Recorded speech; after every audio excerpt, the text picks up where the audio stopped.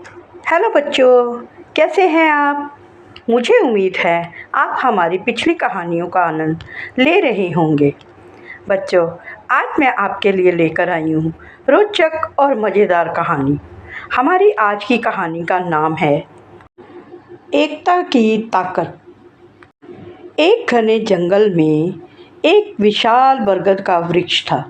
उस वृक्ष पर कई प्रकार के पक्षियों का घोंसला था। उन्हीं पक्षियों में से एक कालू नाम का कौवा भी था। वह बहुत समझदार और उसके मन में दूसरों के लिए प्यार और हमदर्दी भी थी। वह जब तब दूसरों की मदद करने में आगे ही रहता। इतना सब कुछ होने के बावजूद भी वह सच्ची मित्रता को तरसता ही रहता और एक सच्चे मित्र की तलाश करता ही रहता। एक बार की बात है, कालू कौवा एक पेड़ की डाल पर बैठा हुआ था। तभी उसने देखा कि कहीं से एक भयानक बहेलिया, जिसे कि पक्षियों का शिकारी भी कहा जाता है, वह जाल लेकर आया और कालू कौवे से थोड़ी ही दूर जमीन पर उसने वह जाल बिछा दिया। उस पर कुछ अनाज के दाने बिखेर कर वह पेड़ के पीछे छिप गया ताकि वह देख सके कि कोई पक्षी उस जाल में फंसे और वह उसको पकड़कर जाकर बाजार में बेच सके और कुछ पैसे कमा सके। कालू को कौवा दूर डाल पर बैठा उस बहेलिए की यह करतूत देख रहा था। कालू उड़कर वहाँ से बरगद के पेड़ पर गया और वहाँ पर सभी पक्षियों को सावधान करते हुए उसने बताया, देखो, कुछ ही दूरी पर इस बहेलिए ने अपना जाल बिछाया हुआ है। उस पर अनाज के दाने रखे हुए हैं।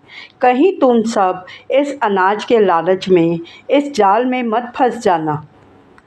यह बड़ा ही दुष्ट है। वह इस जाल में दाने डालकर कुछ ही दूर में जाकर छिप गया है ताकि कोई भी पक्षी उसमें फंसे और वह उसे पकड़ सके। कालू कौवे की यह बात सुनकर बरगद पर बैठे सभी पक्षी सतर्क हो गए। अभी वह इस बात पर विचार विमर्श कर ही रहे थे कि अचानक वहाँ से कहीं दूर से उड़ती हुई एक कबूतरों की टोली आई। वह टोली इतनी विशाल थी कि उनमें से पक्षी तो गिनती में भी नहीं आ सकते थे। उस विशाल टोली ने उड़ते उड़ते नीचे रखे दाने देखे तो सभी के मन में लालच आ गया। वह झटपट उन दानों को खाना चाहते थे, पर उन कबूतरों का एक मुखिया भी था जिसका नाम था चित्रग्रीव। वह बहुत ही ज्ञानी और समझदार कबूतर था। उसने सभी कबूतरों को सावधान करते हुए कहा, धरती पर भला इस तरह दाने किसने बिखराए होंगे? मुझे तो इसमें कोई बड़ा धोखा या कोई चाल लगती है। हमें सावधान रहना चाहिए ताकि हमें कहीं अपनी जान से ही हाथ ना धोना पड़े। पर कहीं दूर से उड़कर आए कबूतर बहुत ही भूखे थे। दाना देखकर उनसे रहा ही नहीं गया। उन्होंने अपने मुखिया की बात अनसुनी कर दी। जैसे ही वह धरती पर उन दानों को चुगने के लिए बैठे, वह जाल में बुरी तरीके से फंस गए। अब तो सारे कबूतर परेशान हो गए। उन्हें अपने सामने मौत नाचती हुई दिखाई दे रही थी। ऐसा लग रहा था कि जिस बहेलिए ने यह जाल बिछाया है, वह उन्हें किसी भी तरह से जीवित नहीं छोड़ेगा। सभी कबूतर खसमसाते हुए अपने आप को जाल से छुड़ाने की कोशिश करने लगे, परंतु वह जितनी भी कोशिश करते उतना ही जाल में उलझते जाते। आखिर कबूतरों को दुखी देखकर उसके मुखिया ने कहा, मैंने तुम्हें बहुत समझाया था, पर लालच में अंधे होकर तुमने मेरी एक भी बात नहीं सुनी थी। लेकिन अब भी कुछ भी नहीं बिगड़ा है। तुम लोग अगर जोर लगाकर जाल को उड़ाने की कोशिश करो तो अब भी हमारी जान बच सकती है। वह भला कैसे? सभी कबूतरों ने उत्साहित होकर पूछा। इस पर चित्रग्रीव ने कहा, तुम सभी एक साथ जोर लगा करके एक ही दिशा में उड़ो तो यह जाल भी तुम्हारे साथ उड़ने लगेगा। जब एक बार तुम उड़ जाओगे तो यह बहेलिया भी तुम्हारा कुछ भी नहीं बिगाड़ पाएगा। चित्रग्रीव की यह बात सुनकर सभी कबूतरों में सोया हुआ उत्साह जाग उठा। सारे कबूतर एक साथ जोर लगाकर उड़े तो सचमुच ही जाल भी उनके साथ उड़ने लगा। वे सभी साथ मिलकर एक ही दिशा की ओर चल पड़े। जब बहेलिये ने उनको उड़ते हुए देखा तो वह हक्का बक्का रह गया। कहाँ तो वह इतना खुश हो रहा था कि इतने सारे कबूतर फंस गए हैं, और कहाँ बेचारे को जाल से भी हाथ धोना पड़ा। बरगद के पेड़ की ऊंची डाल पर बैठा कालू कौआ यह सब तमाशा देख रहा था। उसे कबूतरों के मुखिया चित्रग्रीव की यह समझदारी देखकर बहुत अच्छा लगा। लेकिन अब भला सारे कबूतर क्या करते हैं और कहाँ जाते हैं, इस बात को जानने की उत्सुकता उसके मन में जाग उठी।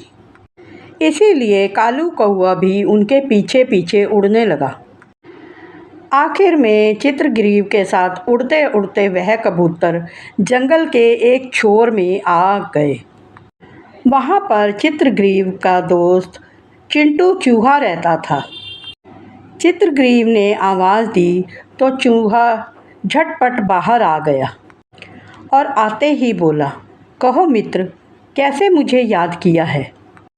सब कुशल तो हैं? इस पर चित्रग्रीव ने उसे सारी बात बताई और उसे सभी कबूतरों के बंधन काटने को कहा। इस पर चिंटू चूहा बोला, दोस्त, मैं अब बूढ़ा हो गया हूँ, मेरे दांत बहुत कमज़ोर हो गए हैं और यह जाल बड़ा मजबूत लग रहा है।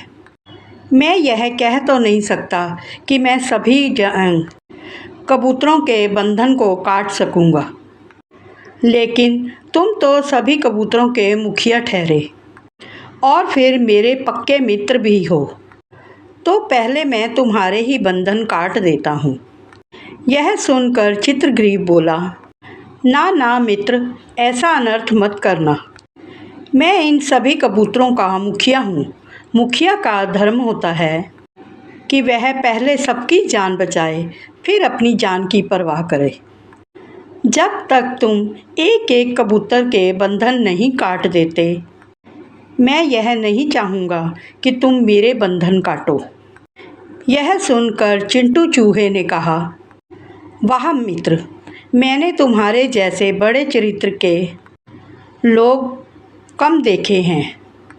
इस बात पर मैं तुम्हारी जी भरकर तारीफ़ करता हूँ। अब मैं सबके बंधन काटने के बाद ही तुम्हारे बंधन काटूँगा। दूर बैठा कालू कौआ भी यह बात सुन रहा था। चित्रग्रीव की यह बात सुनकर उसके मुंह से भी निकला, वाह वाह चित्रग्रीव, वाह, मैंने तुम्हारे जैसे बड़े दिल का कोई भी मुखिया नहीं देखा है। सचमुच तुम्हारा कोई जवाब नहीं है। अब तो चिंटू चूहा पूरे उत्साह और जोश के साथ अपने काम में जुट गया। उसने एक एक करके सारे कबूतरों के बंधन काटे और अंत में चित्रग्रीव को भी बंधन से मुक्त किया। चित्रग्रीव ने और बाकी दूसरे कबूतरों ने उसे बार बार धन्यवाद दिया और नीले आसमान की ओर उड़ चले। कालू कौआ को यह सब बातें बहुत अच्छी लगी। उसके मन में कबूतरों के मुखिया चित्रग्रीव की उदारता की बहुत गहरी छाप पड़ी थी। साथ ही चिंटू चूहे की मित्रता का भी वह बड़ा कदरदान बन गया। दोनों पुराने मित्रों चिंटू चूहा और चित्रग्रीव की मीठी बातचीत और एक दूसरे पर भरोसा करने के ढंग ने कालू कौआ को बहुत प्रभावित किया और सभी कबूतरों के उड़ जाने के बाद कालू कौआ के मन में आया, काश मैं भी इतने अच्छे दोस्तों की तरह दोस्ती कर सकूं। यह सोचता हुआ वह वापस बरगद के पेड़ की ओर उड़ चला। बच्चों, यह थी हमारी आज की कहानी। हमारी आज की कहानी आपको कैसी लगी? हमारे बेल आइकन के बटन को दबाकर हमें कमेंट में ज़रूर बताएं और हमारे चैनल को लाइक, शेयर और सब्सक्राइब करें। मिलते हैं अगली एक और रोचक कहानी लेकर। बाय।